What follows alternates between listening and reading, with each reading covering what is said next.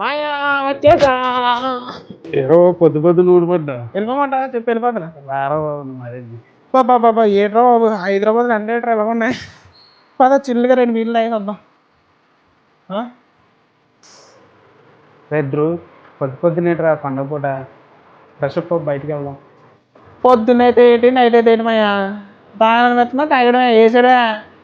పద చిల్లుగా 2 వీళ్ళు వేసేద్దాం. తాగబోతాడు కూడా తాగడరా పొద్దు పొద్దున్నే బేటర్ ఎలా తీరా వెళ్ళి ఫ్రెష్ అప్.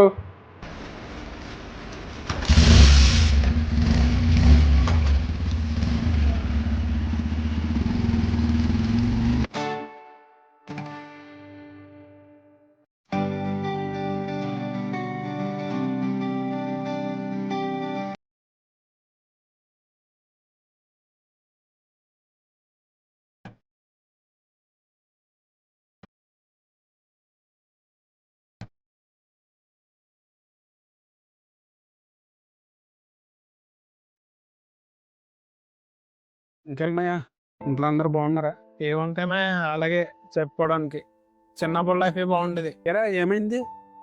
ఏమనడానికి ఏముందిరా, ప్రతిదానికి ఇంట్లో కంపేర్ చేస్తున్నారు, అది నచ్చట్లేదు.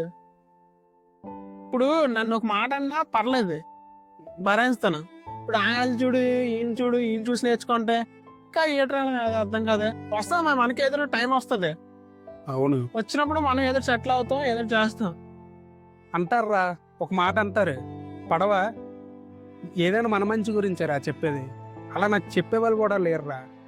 నువ్వు చెప్పు కూడా ఎందుకు సీరియస్ తీసుకుంటా, ఏదైనా మన మంచి గురించేమా. వాళ్ళు కూడా మన గురించే బాధపడతారు, అది గుర్తుపెట్టుకో ఇప్పుడు. అర్థమైందా?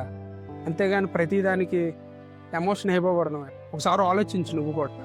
అర్థమైందా? ఇవన్నీ చెప్పడానికి బాగానే ఉంటామయ్యా. నీకెవరనండి నాలా ఫేస్ చేస్తే అప్పుడు తెలుస్తుంది ఇంట్లో వాళ్ళు ఎలాంటి మాటలంటే ఎలాగుంటుందో. ఇది చెప్పినా వేస్ట్ రా.